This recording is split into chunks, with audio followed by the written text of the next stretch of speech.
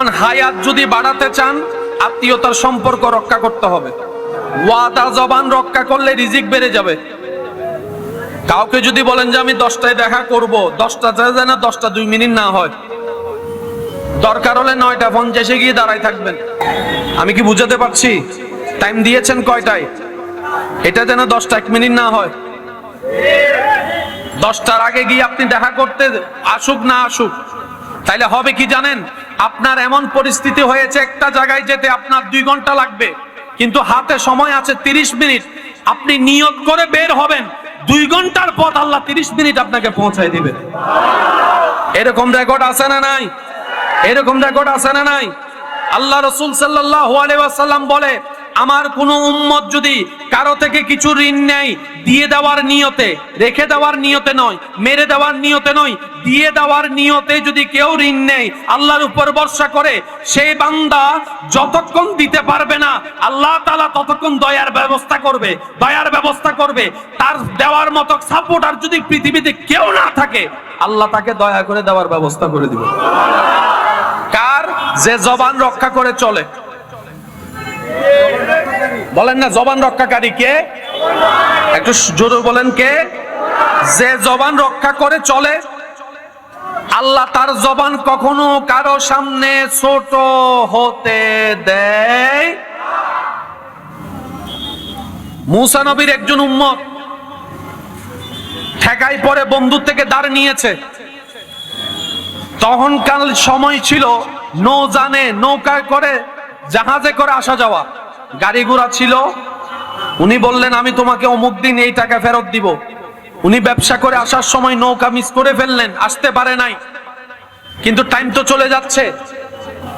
উনি কি করলেন? একটা লাকড়ির উপরে সেই টাকাগুলা রেখে আল্লাহর নামে ছেড়ে দিয়েছেন।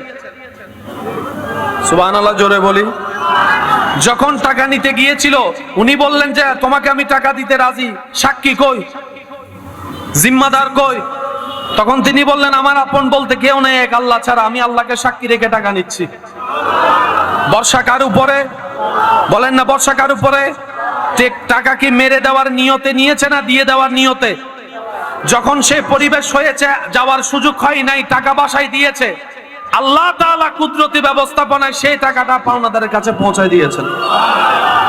এই বিশ্বাস কি আছে আমাদের? বলেন না ভাইয়া, আছে?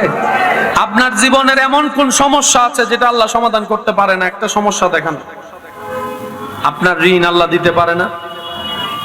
কথা শুনছি না। আল্লাহ আপনাকে সুস্থ করতে পারে না? আল্লাহ আপনাকে গায়েব থেকে দান করতে পারে না? তা আপনার কেন মানুষের সামনে এমনি করা দরকার?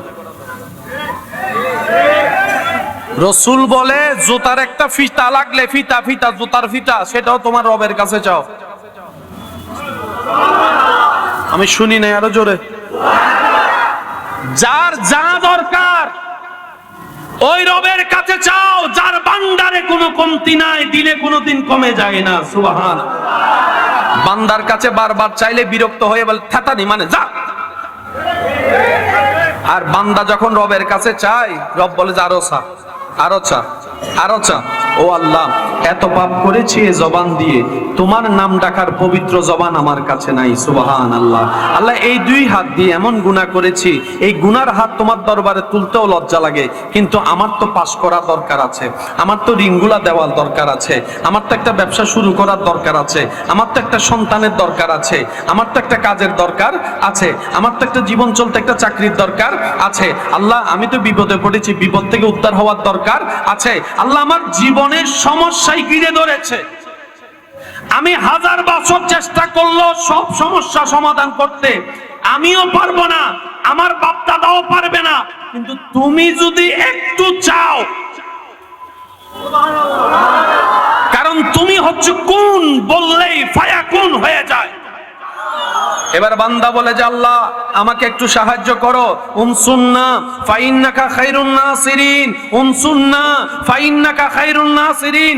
আল্লাহ, তোমার রহমান নামের সদকায়, তোমার রহিম নামের সদকায়, তোমার গফফার নামের সদকায়, তোমার আজিজ নামের সদকায় আল্লাহ আমাকে একটু সাহায্য করো, আমাকে একটু মুক্তি করো। আল্লাহ, তোমার নবী রাহমাতুল লিল আলামিনের দোহাই দিয়ে বলছি, আমাকে একটু সাহায্য করো। এদিকে আপনার দোয়া কবুল হবে, এদিকে আপনার কল্পনার বাইরে মুসিবত সমাধান হয়ে যাবে। সবকিছু করে দিতে পারেন কে? আমি শুনি না, আরো জোরে বলেন, সবকিছু করে দিতে পারেন কে? তো বান্দা যখন চায় আল্লাহ তখন খুশি হয়। বান্দা যখন চায় আল্লাহ তখন কি হয়? তো চাওয়ার জন্য দোয়া করার দরকার আছে না নাই? এন্ডে বহুত জন হেন আছে দোয়া করতে গেলে দোয়া হয় না ভাই। রব বলে তুই না চাইলেও আমি কিছু দিব। আজকে দুপুরে ভাত খাইছেন, আলহামদুলিল্লাহ বলি। যারা দুপুরে খাইছেন তারা আলহামদুলিল্লাহ বলি। আপনি কি দুপুরের খাওয়া যেটা আপনি খেয়েছেন রিজিক দিয়েছেন কে? আপনি কি চেয়েছেন যে আল্লাহ আমাকে দুপুরের খাবারটা দাও? দিয়ে দিয়েছে। এটা এক প্রকারের দয়া এবং খুশি আল্লাহ। সুবহানাল্লাহ বলেন না। সন্তান ঘরে রান্না করে মা, ভাত বেড়ে দেয় মা। যতক্ষণ সন্তান বড় সে খেতে হয়, মা বাধ্য, মা বাদ। কিন্তু সন্তানটা যখন ছোট ছিল কোলের, চাওয়া লাগে নাই, টাইমে টাইমে মা খাবার দিয়েছে। যখন ছোট ছিল, আমরা যখন ছোট ছিলাম, মা আমাদেরকে টাইমে টাইমে খাবার দিয়েছে। কোনো কারণে যদি 19-20 হতো, আমরা যখন চিৎকার করে কান্না করেছি, মা তখন দৌড়ায় এসে খাবার দিয়েছে। যতক্ষণ কান্না করি নাই ততক্ষণ কোলে তুলে নেয় নাই, যতক্ষণ কান্না করি নাই ততক্ষণ আদর করে নাই, যতক্ষণ কান্না করি নাই মুখে গালে চুমা দেয় নাই, যতক্ষণ কান্না করি নাই মা বুকের মধ্যে জড়াই ধরে নাই। এমনি আদর করে, সেটা এক আদর। কান্না করার পর আদর বাড়ায় দেয়, মায়া বাড়ায় দেয়, সেবা বাড়ায় দেয়, যত্ন বাড়ায় দেয়। ঠিক তেমনি ভাবে রবের দয়া সব সময় বান্দার উপর থাকে।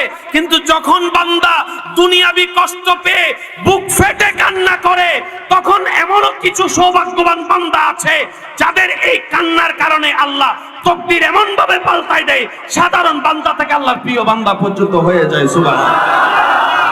সেজন্য মনে রাখবেন, দুনিয়ার কষ্ট, দুনিয়া যখন কষ্ট দেয় এটাও নিয়ামত। সুবহানাল্লাহ বলেন না। আপনাকে যখন দুনিয়া কষ্ট দেয়, আপনার পরিবারে কষ্ট দেয়, আপন মানুষ কষ্ট দেয়, এখানে লাগে কি লাগে না? একটু জোরে বলেন। এখানে লাগলে এখান থেকে পানি আসে কি আসে না? যখন আপনি এই চালাকিটা করতে পারবেন, বুদ্ধিটা করতে পারবেন, যখন এই হৃদয়ে আঘাত হবে, চোখ থেকে পানি পড়বে, আপনি তখন নিয়তটা রবের দিকে করে ফেলবেন। আল্লাহ গো, তুমি ছাড়া আর কেউ নাই। আল্লাহ গো, তুমি ছাড়া কেউ নাই, তুমি ছাড়া কেউ নাই, তুমি ছাড়া কেউ নাই। যাদের জন্য করেছি, দৌড়েছি, তারাই আজকে লাথি মেরেছে, আপনরাই পর হয়ে গিয়েছে, বন্ধুরাই চুকুলটাতে 2 মিনিট করে নাই। আল্লাহ, তুমি ছাড়া কেউ নাই, তুমি ছাড়া কেউ নাই। আমার অন্তরের বিশ্বাস, হাসবুনাল্লাহ, হাসবুনাল্লাহ, হাসবুনাল্লাহ, আমার জন্য আমার রবই যথেষ্ট। এই সত্য যেদিন রবের দরবারে কবুল হয়ে যাবে, সেদিন রব বলবে ইন্নাল্লাহা মা'আস সাবিরিন, আজকে থেকে আমি আল্লাহ তোর জন্য একাই যথেষ্ট। সুবহান। সেদিন থেকে আপনার আর কারো ধার ধারা লাগবে? বলেন না, ধার ধারা লাগবে। যে কষ্টে দুনিয়ার সাধারণ মানুষ ভেঙে যায়, সৌভাগ্যবানরা, ধৈর্যশীলরা সেই কষ্টে নতুন ভাবে জেগে ওঠে। দুনিয়ার যে কষ্ট সাধারণ মানুষকে গোড়া কেটে দেয়,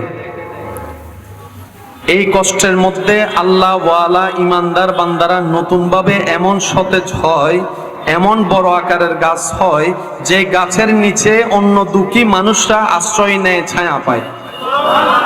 পার্থক্যগুলো একটু মাথায় নেওয়ার চেষ্টা করবেন।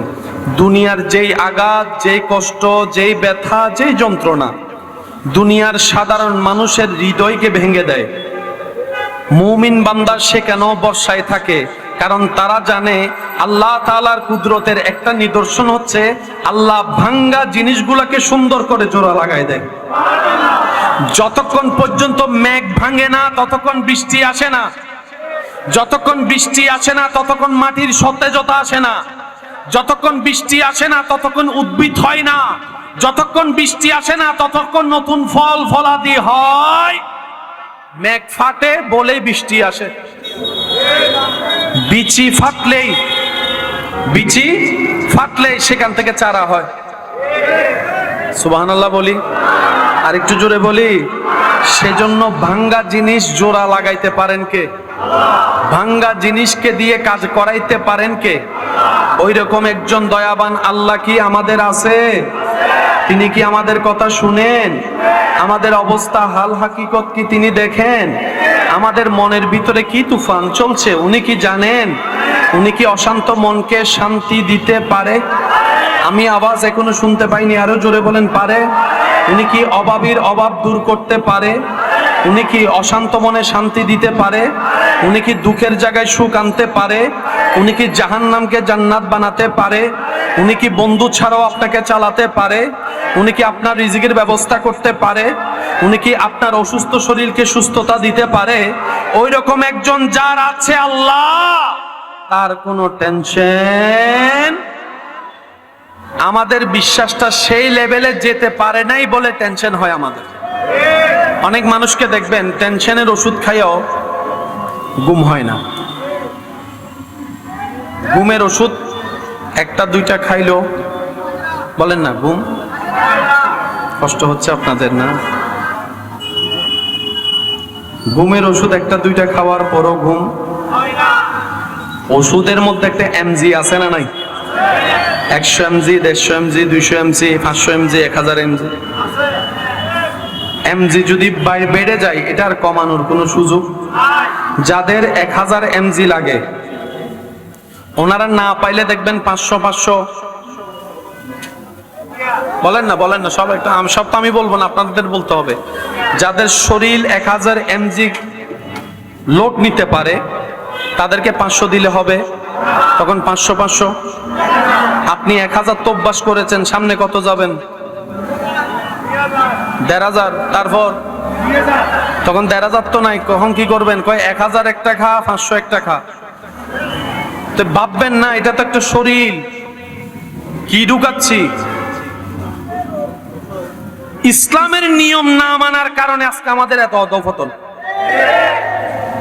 সর্বরোগের ওষুধ একটা জিনিস, মৃত্যু ছাড়া সর্বরোগের ওষুধ, জিনিসটার নাম কি? আমি বলবো না, সবাই বলেন, আরো জোরে বলেন। গত 3 মাসে কে কয়বার কালোজিরা খাইছেন? আমি কি বুঝাতে পারছি কথা? গত 3 মাসে কে কয়বার কালোজিরা খেয়েছেন নিয়ম মেনে? প্রশ্ন করলে দেখবেন 100তে 2 জনও। ওষুধ আছে না নাই? কিন্তু আমরা ইউজ করতে জানি। ইসলাম বলেছে ঘুম এভাবে যাও, এভাবে উঠো, তোমার শরীরে রোগ প্রতিরোধ ক্ষমতা আল্লাহ প্রদত্ত বেড়ে যাবে। সত্যি করে একটা কথা বলেন, জীবনে সব জ্বর হওয়ার পরে কি ওষুধ খাইছেন? কিছু কিছু জ্বর এমনি ভালো হয়ে যায়নি? বলেন না সবাই। হাতের কাটা গেছে, এখানে কাটা গেছে, এখানে কাটা গেছে, আপনি ব্যান্ডেজ না করলো 2-1 দিন পরে শুকায় যায় নাই? আল্লাহ তাআলা প্রত্যেকটা মানুষের শরীরে রোগ প্রতিরোধ ক্ষমতাও দিয়েছেন, আবার সুস্থতা হওয়ার ট্যাবলেটও ভিতরে দিয়েছেন রহমতের। ওইটাকে ধরে রাখার জন্য আমাদেরকে জীবন ব্যবস্থা দিয়েছেন, ঠিক কিনা? ফজরের নাস্তা করতে হবে একরকম, দুপুরের ভাত খাইতে হবে একরকম, রাতের খাবার খাইতে হবে একরকম। ফজরের খানা এই টাইমে, দুপুরের খানা এই টাইমে, রাতের খানা এই টাইমে। নিয়ম আছে না নাই? আমরা নিয়ম মেনে চলি। বলেন দোষ কাদের? বলেন না ভাইয়া, দোষ কাদের? আরো জোরে বলেন, দোষ কাদের? দিন দিন কি স্ট্রোক কমছে না বাড়ছে? আপনারা বলেন, কমছে না বাড়ছে? এখন যুবকরা স্ট্রোক কইরা, বলেন না বলেন। তার অন্যতম একটা কারণ আল্লাহ। ডাক্তারের কাছে চিকিৎসা করতে গেলে ডাক্তারে একটা কথা প্রায় সময় বলে, বেশি টেনশন করিও না। বলেন না, বেশি টেনশন। তো টেনশন কমানোর কোনো মেশিন আসেনি? টেনশন কমামো কেমনে এটা একটু শিখিয়ে দেন। বললে তো আর হয়ে যায় না বাবা। একটু আরে তুলজান বিরতি দম নফরন আর চেষ্টা করেন, কারণ ইঞ্জিল জিবে গরম হয়, বাবা ঠান্ডা হইলে আবার গরম হইতে সময় লাগো ভাই। টেনশন করলে ভালো না খারাপ? তো ডাক্তার পরামর্শ দিয়েছে সেটাও ভালো, টেনশন করা যাবে, কিন্তু কি করলে টেনশন করা যাবে না, করার থেকে বাঁচবো সেটাও তো বলতে হবে। কোন বিদ্যালয়ে এই সমাধান নাই। কিন্তু ইসলামের বিদ্যালয়ে সমাধান আছে। টেনশন করলে ব্লাড প্রেশার, বলেন না ভাইয়া, টেনশন করলে ব্লাড প্রেশার, টেনশন করলে শরীরের মধ্যে পরিবর্তন আসে কি আসে না? প্রেশার বাড়ে কি বাড়ে না? যখন প্রেশার বেড়ে যায় রক্ত সঞ্চারণ বাড়ে কি বাড়ে না? মেজাজ যখন বেড়ে যায় তখন আস্তে আস্তে শরীরে রক্ত গরম হয় কি হয় না? জিত লাগে কি লাগে না? ওই রক্ত সঞ্চারণ যখন বেড়ে যায়, হার্টবিট যখন বেড়ে যায় হঠাৎ করে, অর্থাৎ আপনার হার্ট লোড নিতে পারবে 100, আপনার রাগ প্রেসারে আক্রমণ করছে 500, 100 আর 500 লোড নিতে পারে। এবার বলেন রাগ করে লাভ কি হলো? কি লাভটা হলো আমারে বলেন? হয়তো আপনার স্ট্রোক হয়েছে, না হয় মাইনার স্ট্রোক হয়েছে, না হয় কারো নাক ফাটাই দিয়েছেন, লাভ কি হয়েছে? রাগ তো থেমে গিয়েছে, পুলিশ এসে তো আপনারা ধরে নিয়ে গেছে। সেজন্য ইসলাম বলে, নবী রাহমাতুল লিল আলামিন বলে, হে আমার উম্মতেরা, লা তাকদাব লা তাকদাব লা তাকদাব, রাগ করিও না, রাগ করিও না, রাগ করিও না। ইয়া রাসূলুল্লাহ, রাগটা তো ভিতর থেকে মানুষের ফিতরত, চলে তো আসে, শয়তান আমাদেরকে দেয়। রাগ কন্ট্রোল করব কিভাবে? ডাক্তারকে জিজ্ঞেস করলাম, উত্তর পাইলাম না। ভার্সিটি জিজ্ঞেস করলাম, উত্তর পাইলাম না। ওখানে জিজ্ঞেস করলাম, উত্তর পাইলাম না। সবাই বলে রাগ করিও না, সবাই বলে টেনশন করিও না, সমাধান কেউ দিচ্ছে না। কিন্তু আল্লাহ পাক বলে, সমাধান যদি পেতে চাও, ইন্নাদ-দীনা ইনদাল্লাহিল ইসলাম, সুবহানাল্লাহ, ইন্নাদ-দীনা ইনদাল্লাহিল ইসলাম, ইসলামকে আপন করে নাও। সেই ইসলামে যখন আসলাম, নবী রাহমাতুল লিল আলামিন বলে, যদি তুমি রাগ কমাতে চাও, রাগ থেকে বাঁচতে চাও, প্রেসার থেকে বাঁচতে চাও, স্ট্রোক থেকে যদি বাঁচতে চাও, একটা কাজ করো, রাগকে কন্ট্রোল করো। ইয়া রাসূলুল্লাহ, কিভাবে রাগ কন্ট্রোল করব? নবী বলে, যদি দাঁড়িয়ে থাকা অবস্থায় রাগ আসে, বসে যাও। বসেও যদি রাগ না কমে, শুয়ে যাও। একটু সবাই বলেন, আরো জোরে বলেন। যদি দাঁড়ানো অবস্থায় রাগ আসে, নিজে বালা রাগ থাকার জন্য, নিজেকে বাঁচানোর জন্য তাড়াতাড়ি আওয়াজ করা ছাড়া, সবাই বলেন, বসো। যদি এরপরও যদি তোমার রাগ না কমে, কারো সাথে কথা না বলে ডাইরেক্ট অজু বানাই নাও।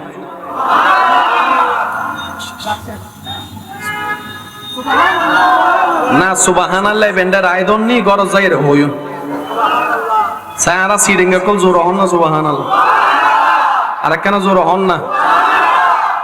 এই টাইম হতে দুন ফল ইয়েন যদি আরো রাইতে হইতো,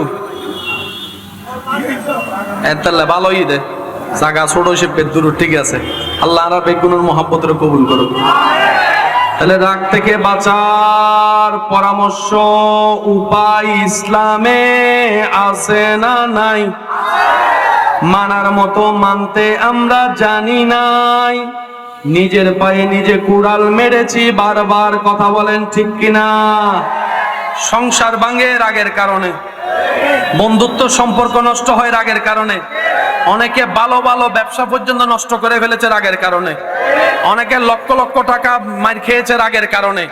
সেজন্য মুরব্বীরা বলে বেশি রাগ ভালো, বড়রা বলে বেশি রাগ ভালো, ডাক্তাররা বলে বেশি রাগ ভালো, ইসলামও বলে বেশি রাগ ভালো। কমাবো কেমনে? বলে যে ইসলাম থেকে শিখে নাও। একটু মাথায় রাখতে হবে, রাগ আসছে তখন আপনি দাঁড়াই গেছেন, দাঁড়ানো অবস্থায়, তাহলে কি করবেন বলেন? কি করবেন?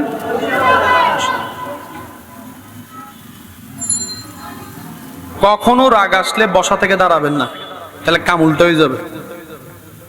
এই কথাটা মাথায় রাখবেন। বেশিরভাগ সময় কি আমরা কি দাঁড়ানো থেকে বসে যাই নাকি বসে থেকে দাঁড়াই যায়? এ ভুল করি এই জায়গায়। মনে চায় বোধ উড়ে ফেলা উড়ে ফেলা উড়ে ফেলা, আপনি বলবেন না শুই আগে তারপরে রাগ। বেশি না 3টা মিনিট, কারো জন্য 5 মিনিট, কারো জন্য 7 মিনিট, কিন্তু নিম্নে 3 মিনিট। 3 মিনিট যদি, তাহলে আপনার হাজার সমস্যার সমাধান এখানে হয়ে যাবে। আমি কি বুঝাতে পারছি কথা? নিজের ভালো নাকি সবাই বুঝে? আচ্ছা, অন্যের ভালোর কথা আপনি চিন্তা নাই করলেন, বাদ দেন না। বেশিরভাগ জামাইরা তালাক দেয়, স্বামী স্ত্রীর ভিতর তালাক হয় কিসে? বলেন বলেন। আপন রক্তের মার পেটের বাইরের সাথে ভাত খাবো না, দেখা করবো না, চেহারা দেখবো না, কিসে? লাভটা কি? রাগের মধ্যে এক পয়সা লাভ, কিন্তু ক্ষতি আছে অনেক। রাগ যদি দেখাইতে মন চায় শয়তানের সাথে না দেখাবেন। সে যখন বলবে যে নামাজ পড়বি একটু পরে, আগে একটু আরাম কর, আপনি তখন বলবেন সেটা রাগ কইরা এখন পর্যন্ত নামাজ তুই কেন গরিবে করবো। আর একটু জোরে বলেন না। রাগ দেখালে শয়তানের সাথে দেখাতে হবে। সে যখন বলবে যে 20 টাকা তারাবি অনেক কষ্ট হয়ে যাবে, আপনি বলবেন যে আমি 20 টাকা পরে দেখাবো, তুই যা গরিবের গর্ব যা গর্ব। এর আগের লাভ আছে না নাই? এর আগের লাভ আছে না নাই? যদি রাগ করে আপনি কোরআন শরীফ খতম দিয়ে দেন, লাভ আছে। রাগ করে যদি 10টা সূরা মুখস্থ করে ফেলেন, লাভ আছে বলেন না? লাভ আছে বলেন না?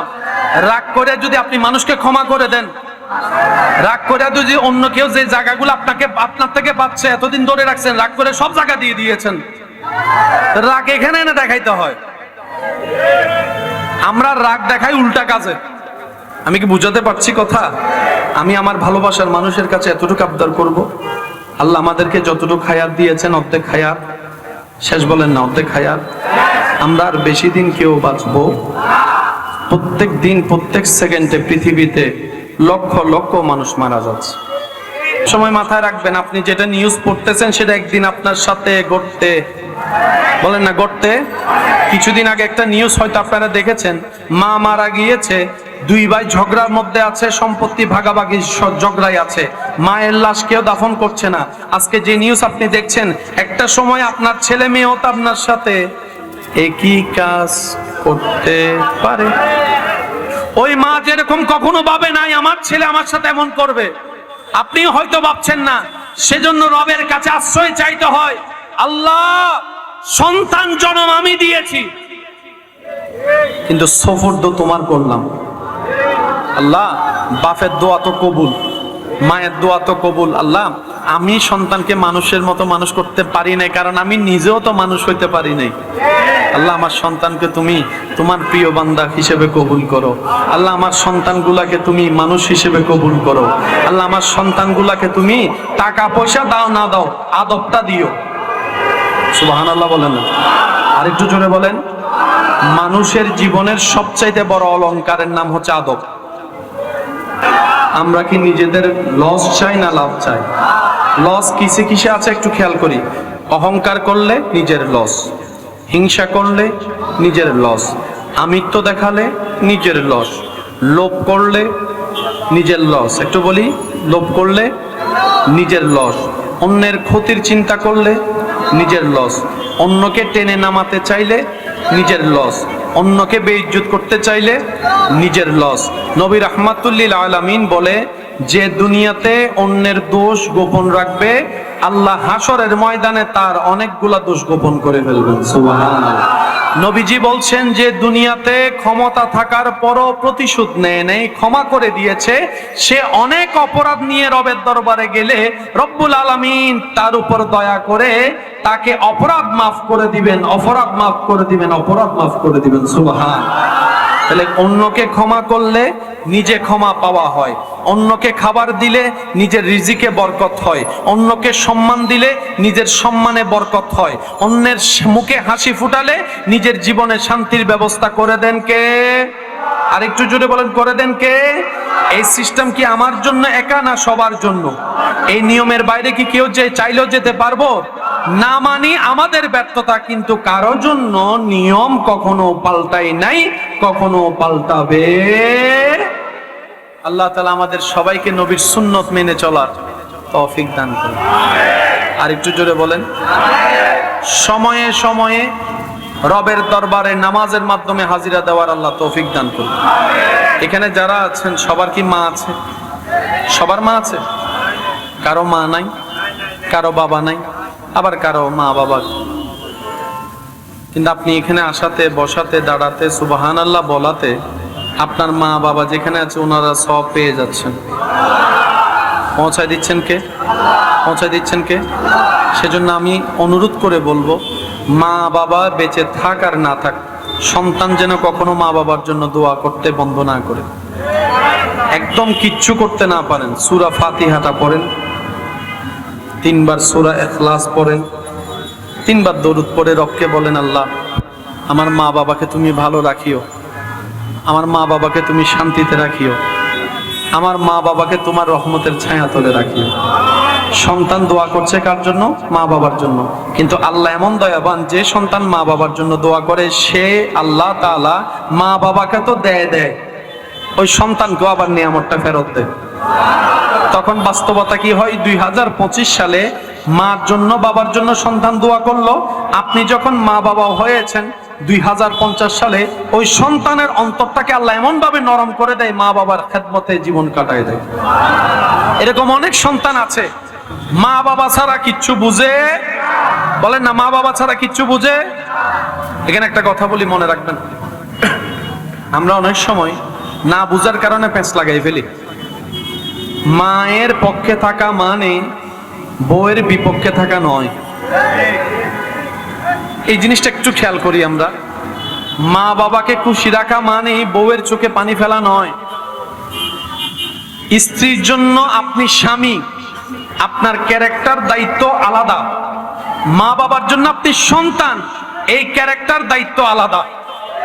আপনি মানুষ একজন, কিন্তু আপনার ভিতরে অনেকগুলা ক্যারেক্টার প্লে করতে হয়। যখন আপনি সন্তানের সামনে যাবেন তখন আপনি বাবার ক্যারেক্টার প্লে করবেন। আপনি যখন ছোট ভাইয়ের সামনে যাবেন তখন আপনি বড় ভাইয়ের দায়িত্ব প্লে করবেন। আপনি যখন ব্যবসায়ী আসবেন তখন আপনি ব্যবসায়ী হলেন। আপনি যখন গাড়ি চালাচ্ছেন তখন আপনি ড্রাইভার হলেন। একজন মানুষের অনেকগুলা পরিচয় থাকে। ঠিক তেমনি ভাবে আপনি যখন মা বাবার সামনে যাবেন আপনি হবেন বাধ্য সন্তান, ভদ্র সন্তান, মায়ার সন্তান, মোহাব্বতের সন্তান, আদবওয়ালা সন্তান। আপনি যখন স্বামীর সামনে যাবেন তখন আপনি হবেন উত্তম স্বামী, চরিত্রবান স্বামী, মাথার উপর ছায়া দেনেওয়ালা স্বামী, বিপদে শক্ত করে হাত ধরনেওয়ালা আপনি সেই স্বামী। আপনি স্ত্রীর মুখে হাসি ফুটাবেন স্বামী হিসাবে, মা বাবার মুখে হাসি ফুটাবেন সন্তান হিসেবে। সুবহানাল্লাহ। ইসলামে সমাধান আছে না নাই? কিন্তু আমরা কখনো জানার চেষ্টা করিনি, বুঝার চেষ্টা করিনি, আমরা কখনো মানার চেষ্টা করিনি। মনে রাখবেন, যদি মা বাবা সন্তানের সাথে অন্যায় করে, হাসরের ময়দানে আল্লাহ সে মা বাবাকেও প্রশ্ন করবেন। আমি শুনি না, আরো জোরে। সন্তান সবগুলাকে যদি মা বাবা এক চোখে না দেখে, হাসরের ময়দানে মা বাবা ধরা খাবে। শুধু যে মা বাবার সেবা না করলে সন্তান ধরা খাবে বিষয়টা তা না। কেন? সন্তানেরও যিনি রব, মা বাবারও রব তিনি, স্ত্রীরও রব যিনি, স্বামীরও রব তিনি, আর তিনার বিচার আহকামুল হাকিমিন সবার জন্য সমান। কারো পক্ষও নিবে না, বিপক্ষও নিবে না। আমি কি বুঝাতে পারছি কথা আপনাদেরকে? হয়তো আমি বুঝাতে না পারছি, সেটা আমার ব্যর্থতা। আপনারা আমার চাইতে ভালো জানেন, আপনারা আমার চাইতে ভালো বুঝেন। আমার চেষ্টার মধ্যে হয়তো কমতি থাকতে পারে, মানে বুঝানোর মধ্যে কমতি থাকতে পারে, কিন্তু এই জটিল সমস্যাটা আমাদের সমাজের মধ্যে আছে না নাই? আমরা অনেক সময় কানেকশনটা লাগানোর মতো লাগাতে পারি। অনেক সময় দেখবেন শোনা যায় মা খুশি হলে বউ নারাজ, বউ খুশি হলে মা নারাজ। তখন ওই স্বামীটা বলে আমি যাবো তো যাবো কোন দিকে, করবো তো করবো কি। এবার আমি হাজার কথার একটা কথা বলার চেষ্টা করি উলামায়ে কেরামের দোয়া নিয়ে। আমি অদম অযোগ্য। মায়ের পায়ের নিচে সন্তানের বেহেশত। সুবহানাল্লাহ বলেন। আমি শুনি না, আরো জোরে। শেষবাল আজার না, আওয়াজই হইতো না, আরো জোরে হম করি।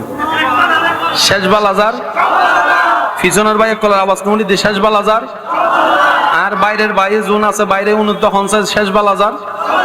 এবার বেগুনে মিলে একবার হন মার হাবা, আর কেন জোরে হন মার হাবা।